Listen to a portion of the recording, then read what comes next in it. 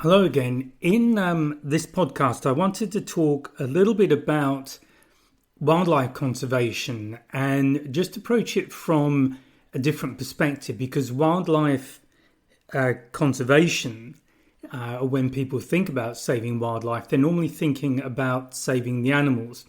But there are a couple of other aspects to this. Now, one of them is the environment that they're in. And one of the issues around the environment is encroachment by people. And obviously this is something that's happened all over the world, and where species are becoming endangered is where their environment has been overtaken. It's been converted to farmland or maybe even built on. So the activities of human expansion are having an impact on wildlife. So that's one that you probably have thought about. It's not a particularly subtle one. But there is another one, and that's how wildlife interact with local people. And what I'm particularly thinking of there is the economic aspects of it. So obviously one economic aspect that's fairly obvious is poaching. And people who get involved in poaching, the local people who get involved in poaching, or at least the people who know the land, they often do it because there isn't alternative work for them. They've got other people to support. It may be that the kind of money they're being offered is just completely outside of what they could expect to earn any other way. So there are economic issues that need to be thought about when looking at the impacts of poaching. But it actually goes beyond that. And I've said at least in one other podcast, that one of the reasons a lot of local people, first of all, don't care about the wildlife so much, and in fact, in some cases would like to get rid of it, is because they see on their TV the kind of lifestyle that those of us who are lucky enough to live in the West, in what's known as developed nations, they see that the kind of lifestyle we have, and they want it, and why wouldn't they? So they see animals as just something that gets in the way. So they don't feel the same drive, if you like, to protect them that we might have when we're a nice, comfortable distance away from the animals and living in our nice, comfortable homes in our nice, comfortable environment. So there's a different perspective depending on the economic situation that you're in and where you live. Now, something that it's important to understand, and this was something that became apparent when I was volunteering in Zimbabwe, is that obviously what some of these wildlife, or in fact what most of these wildlife lodges and the tourism side of things does, is to give local people employment. But what you have to remember, and isn't perhaps very obvious, is that for every person that's employed, there'll be other people who are dependent on their employment. And this could be as many as 20 or 30 people that one person, through their employment, is actually supporting. So this is where the realities of being a poor country and living in a poor country come in. And this is where they're very different to the experience that most of us, or listening to this podcast, would experience day to day.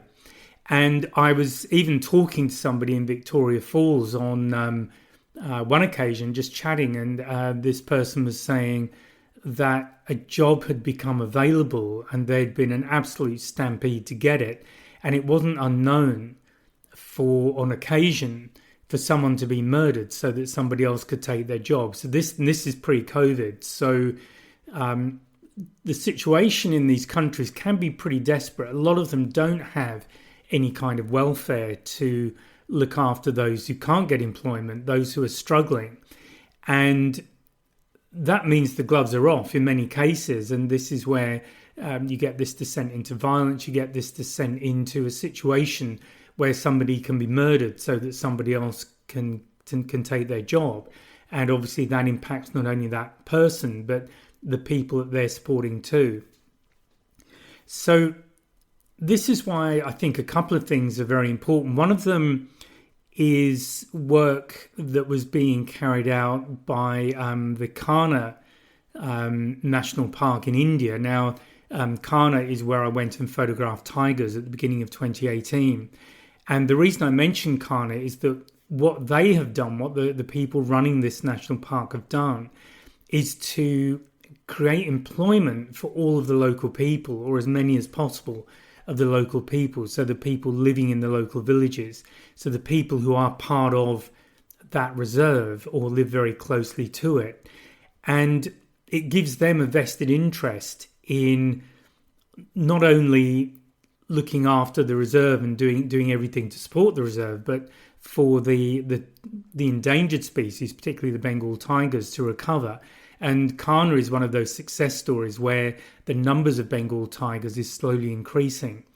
So getting local people employed and involved and having a vested interest in these parks is important, because it gives them an income that they can then support their families. So although things like poaching will still have an attraction, it kind of takes some of the edge off of that attraction. So that's one aspect of it.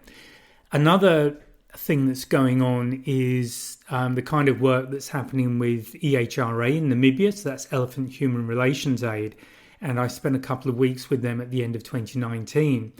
And what they're doing, there's a couple of practical things they do.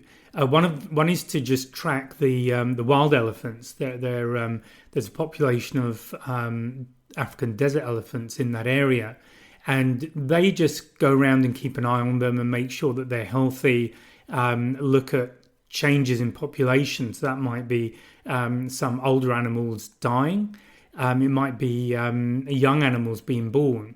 Obviously, they'd be pretty young if they're being born, but you get the idea. So they monitor the health of that population just to make sure they understand what's going on with it, whether it's growing, it's staying the same, or it's getting smaller.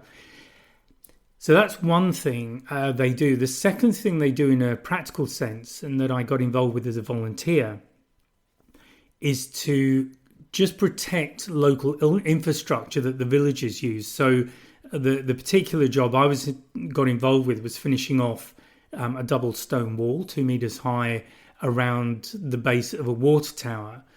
And the idea of the wall, it was to stop elephants climbing over or getting inside the wall. The actual entrance was very, very narrow. And it just stopped the elephants knocking the towers down, which, though the elephants can be very destructive, it's something to bear in mind. And they can cause a lot of damage. So that's something that, if you have to live with it, can be a major problem. And for a long time in that particular area of Namibia, because the people had moved in after there'd been a war in that area, and the elephants had moved out when the war started. So for a while, the people were there on their own, and a lot of them had never lived with elephants. When the elephants came back, which they eventually did, it created conflict between people and elephants. So one of the things the HRA is doing, in addition to protecting infrastructure that's been put in place by the locals, so water towers, solar power, all that kind of stuff, they're also educating the local people about the elephants, about how to live with them. And I've said this on at least one other podcast, that one thing that surprised me was just how the local people regarded the elephants, and it was with an almost supernatural fear. And the reason was that elephants, believe it or not, can move very quietly, because wild elephants will move across quite a large range. They can travel up to 75 kilometers in a night. So they can just appear, as it were, out of nowhere. And people are killed occasionally because elephants have quite poor eyesight. If they're startled, they might attack.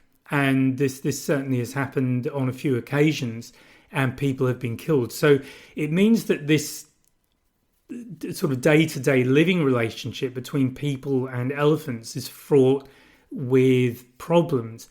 But one of the nice things that's happened as a result of the work EHRA are doing, and this is one of the reasons why some of the money that comes from sales of my artwork go to EHRA to provide a little bit of income for them.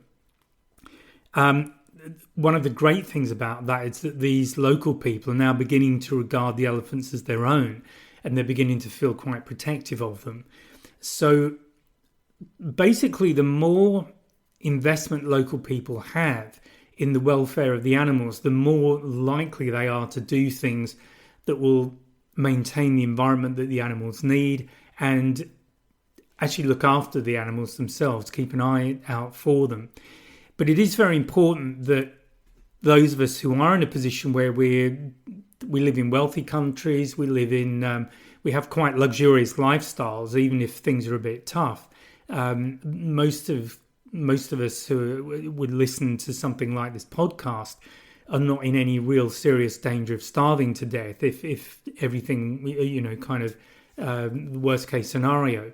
Whereas these people don't have that luxury. So tourism is a major source of funding for wildlife conservation through projects and also through general tourism, where money goes through into conservation projects. And obviously with COVID happening, that pretty much killed tourism, certainly in Africa and in obviously many other places too. And that's going to take a while to recover. So right now the situation is quite dire. And you'll see a lot of projects just simply asking for donations just to keep themselves going. And that brings me on to another thing. So if you do want to go and see animals, one of the things that I recommend to people is that you join a volunteering project rather than just go glamping or, on a regular safari trip. And again, just to go over the reasons for that. First of all, I think you get a much better experience with the animals because often you're in an area that tourists aren't allowed to go, or it might be a private game reserve, or it might be outside of a national park, but using local knowledge to track I can't speak now, to track animals in the wild. So you're not part of this circus that you often see in these bigger tourist parks where you could have easily a dozen four-wheel drives full of tourists trying to get to a pair of lions, say, something. I've seen this sort of thing before, and it becomes an absolute circus, and it's not enjoyable if that's your big trip, if it's your big chance to go and see these animals in the wild. It's not an enjoyable way to see them. Obviously, it puts a lot of stress on the animals, so it doesn't really do anything to help conservation. And it's just not a very satisfying way of seeing wildlife. So volunteering can give you certainly the possibility of seeing animals in a much less stressful and a much more natural environment, sort of encounter. The other reason that I like it is that it's an opportunity to learn a lot more about the animals themselves, about the challenges that are being faced in terms of their conservation, the realities of what it is like for these animals to live. I've learned more, I think, through doing conservation projects than I have when I've gone on regular safaris. With regular safaris, you tend to get the tourist kind of spiel. It's the same stuff, and it's a bit boring. It's not always that accurate in my experience, or some of the people giving this stuff are not that passionate about what they're doing, whereas people involved in conservation, in my experience, are very passionate about what they're doing, and that passion drives them to take a much deeper interest and have a much deeper knowledge about the animals they're working with, and be able to convey that in a way that is very easy for most people to understand. At least that's my experience with most of the projects that I've been involved with. So that's a kind of key aspect of that. Another thing that you tend to get with volunteering is there's also interaction with the local people. And I think this is very important too, because it helps to... It's helpful to get a first-hand connection with the people who live with these animals and to understand in a different way the economic realities or just the realities of day-to-day life for them. And often I've been to schools. These kind of trips often are, they're not compulsory. If you're volunteering, you kind of do whatever you're able to do in most cases. But I do recommend that you take as much as you can in, because we do live in a changing world, and it's good to understand how other people live. And I think it also helps to, by seeing how they live, it's easier to understand their perspective and why their view of wildlife conservation might be different to ours, because their realities, as I've said earlier, and their priorities are quite different. So really, they are the main things I wanted to mention. There are more things I could talk about in relation to this, but I really wanted to just do a short podcast about wildlife conservation and make the point that the focus tends to be on the animals primarily. There's a secondary focus on the environment they're in, because obviously they need to be able to live, and they need a certain size area to live with certain conditions in order for them to live and to thrive.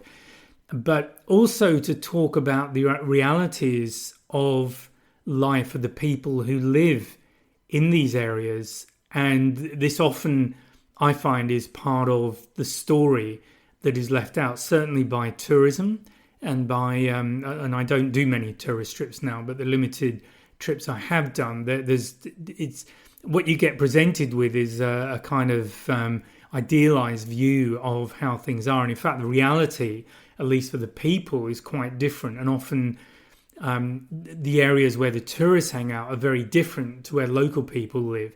So, for example, in Victoria Falls, the central part of Victoria Falls, the sort of just the highway through it, where the bars are and the main hotels and all the markets and things like that, the locals refer to it as Vic Vegas, because it really is the dressed up part of town. It's the part of town that tourists tend to see. And that's where they tend to stay. The reality, if you go a little bit further away, is very different for the people who live, just the ordinary people who live in these places. So again, by volunteering, you will often get to see these places. Often these trips are arranged, not with every project, but some projects offer that, so that you can get to see firsthand what day-to-day life is for a lot of these people. And then you begin to see, excuse me, how it's important that money also goes into local communities, and so that the local communities and local government, regional government, can also have the funding and the ability to take steps to protect wildlife. Okay, so that's it for this talk. I hope you found that interesting. I hope it's given you another perspective, and I'll talk to you again in another podcast. So bye for now. Oh, and one thing just before you go, please take a look at the 2026 wildlife calendar. That's available now. It's on the website. There's a link below the description of this podcast episode. So please take a look, and I'll speak to you next time. Bye now.